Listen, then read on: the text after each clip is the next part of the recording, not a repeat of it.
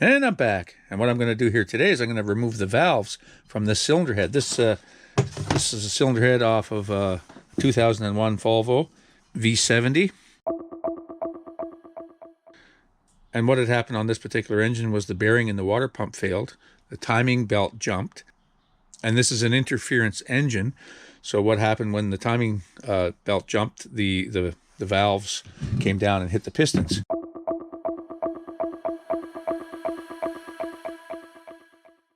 And you can see what happens, when the valves come down and hit the pistons, the valves get bent. And sometimes, if it's severe enough, you can ruin the whole engine, But in this case, what I was able to do was I found another cylinder head and I installed it. And this is the old one. So what I'm going to do here today is I'm going to show you a really neat tool to take out valves. And it's right here. And this particular valve removal tool is made by Lisle, and it's a neat design. And you can see up in the upper right hand corner I put a link to another video where I took valves out of a cylinder head off of a Perkins 236 engine using the conventional C-clamp style valve spring compressing tool. And but this is a lot simpler for different types of jobs. Like in particular, like see if you can see this one here. These valves sit down quite far in the head. I'll show you it here.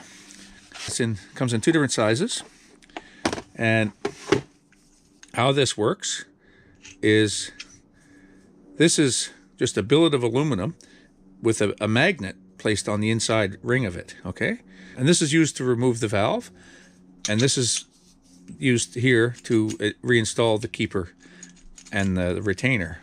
And I'll show you how that works. So you just take the back end of it here, just the billet of aluminum, and you go down over, you just hold that down over here like that, and you hit it with a hammer, good firm wrap. You can use a metal hammer, but I just happen to have a rubber hammer here, that's fine. Okay, so you can see the retainer came up here, it's on the magnet, and here's the keepers are down inside, you see them there, held by the magnet. And then what we've got is there's the spring, and then I'm just going to push that valve through, if it'll come through easy enough. So that's this valve here, so we might have to give it a little tap. Any type of soft metal will work on that. I'm just using the back of the tool to knock the valve through. Okay, and here's that valve coming out. Okay. And that's how that works. That's pretty slick, isn't it? And you can see where the keepers are here. Goes out. Okay. You can see. Back over here. So there's that valve. And there's the keepers and the retainer and the spring. Okay, and what I'm gonna do is I'm gonna keep them in order. I'm going to number them and just keep them in order for now, as I'm taking the head apart, just so I don't lose track of which ones were bent in what guide. Okay, so let's just go through the motions using this tool as if we had the head rebuilt and we were putting our valves back in. So what I've done is I've just put that valve back up in there, put the spring on here, and here's the retainer. And then what I'm going to do is I'm going to put the keepers like that down in the retainer. Okay, so the keeper's down in the retainer like that, and we'll set that on top. And then what you do is you use this part of the tool, and what happens with this is that sort of holds the keepers in place, and then as you push down, that moves back out of the way and allows it to get down over the valve where it can hold it. So you use this part of the tool on there like that, and you don't need a hammer for this. You can just put that on there like that and push it. Sometimes it takes a couple of tries, and let me see here.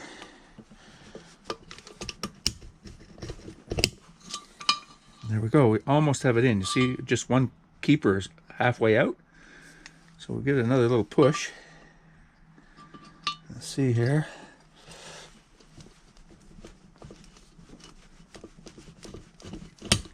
Okay, there it is. Okay, and that's how that works. Isn't that cool? That's how you take them out. That's how you put them back in. And like I say, the kit comes with a larger version of that exact thing. Just like that.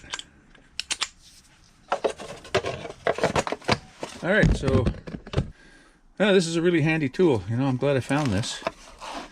I've used it a couple times before. Okay, so now let's go back and take that valve out. Sometimes you don't need a hammer if you can push on the valves just like this. That'll do it. Like that.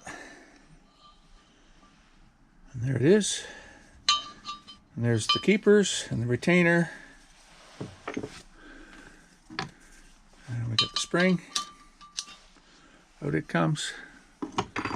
And then we'll just push that valve through. So this Lisle tool number is 36050. And it was about $50, $60 maybe, something like that.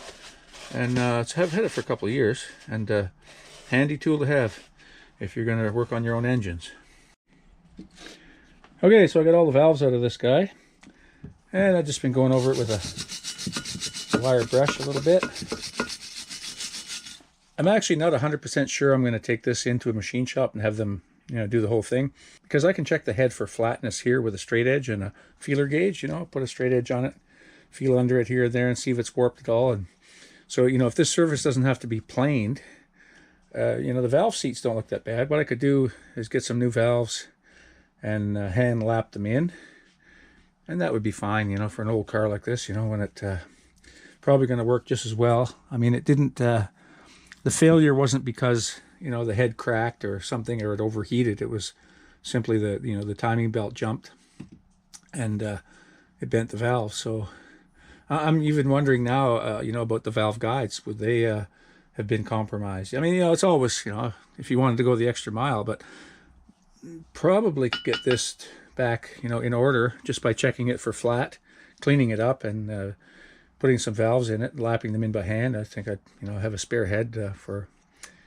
a long time. You know, I probably get lots of use out of it. I can't see, you know, maybe other than checking it for cracks, but I mean, like I say, it wasn't an overheated engine, so yeah, I don't know. I'm still toying with the idea of maybe putting it to a machine shop, but you know, they're not going to do it for nothing or for cheap. You know, machine shop's going to charge a lot of money to do anything I want done on this head, so I'm just going to clean it up for now anyway.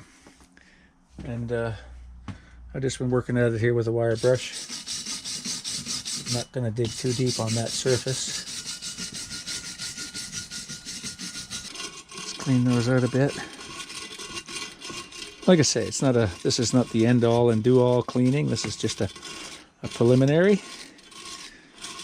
Get the worst of it out of there like that. And then I'll go over it with some solvent and some clean rags. Okay.